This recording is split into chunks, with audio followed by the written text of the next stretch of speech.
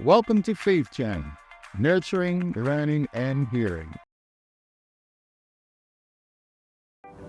Good morning. This is another episode of Your Faith Journeys. We're in Minton, Louisiana, and we have the pleasure of interviewing on our third episode, day 3, at Project Reclaim. Right here, we're interviewing Ron Anderson, the founder of this organization. Welcome, Ron, to another episode of Your Faith Journeys 6-state tour.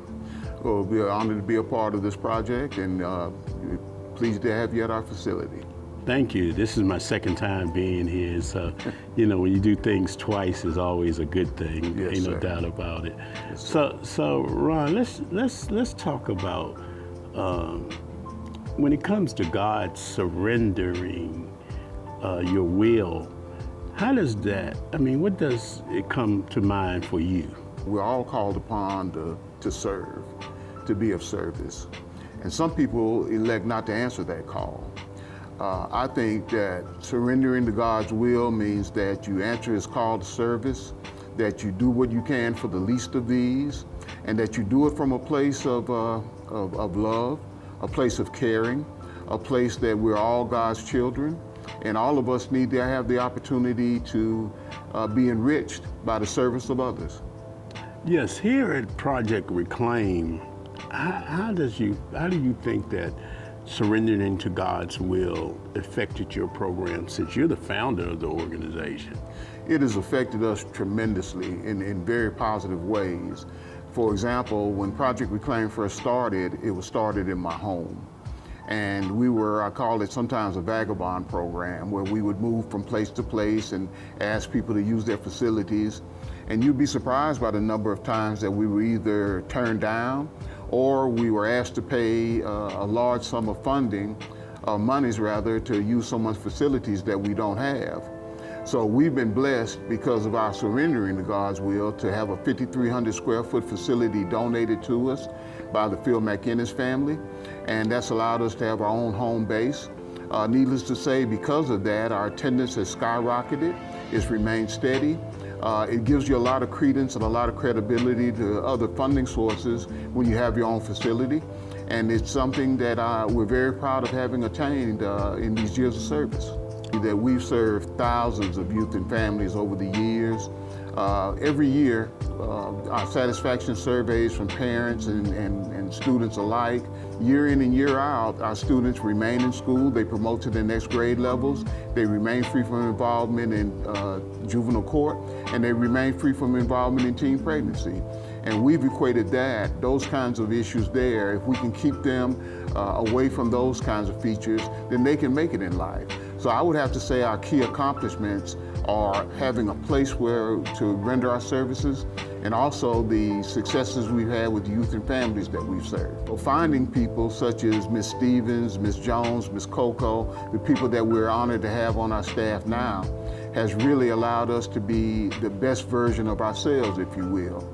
Another challenge has to be that year to year it's a struggle to find funding, and you would think with the outcomes that we have that the funding would be plentiful, but you find just the opposite. It's a struggle every year to go out and find the funding to keep our programs viable. But that's a challenge that we're working on. We're going to meet it head on. I would say another challenge is that having grown up in poverty, amidst violence, amidst addiction issues, people looked at me and there were people that they judged me based on the environment that I lived in. Even though it wasn't of me, it was just where I lived. But there were other people I was blessed to have that surrendered to God's will, that were of service, and they saw things in me that I was blind to. They saw positives where other people saw negatives. So I like to say that the young people that we work with, particularly our teenagers, are rewriting the narrative. They're rewriting the narrative that all of our youth are not in gangs, they're not in the streets, they're not doing poorly in school, but there are so many of them out there doing the right thing. And as you know, Curtis Watkins, a lot of times the squeaky wheel gets the grease, and we pay a lot of attention to those deficits when there are so many young people out there that are doing marvelous things in the community, and they're not seen, they're not noticed, but we're having them rewrite that narrative. when you invest in programs like these that are helping young people to reach their fullest potential, that the return on investment are people that grow up, that contribute to the community rather than detract from it. And what I found in the state of Louisiana, to lock a kid up in a juvenile secure facility is like $450 a day. Well, we can serve a youth in our program for less than $1 a day. And when I started doing that comparison cost, I may have mentioned to you then, that's when I found out I'm a fiscal conservative, that I can show you how you can invest in programs that later on you don't have to pay for.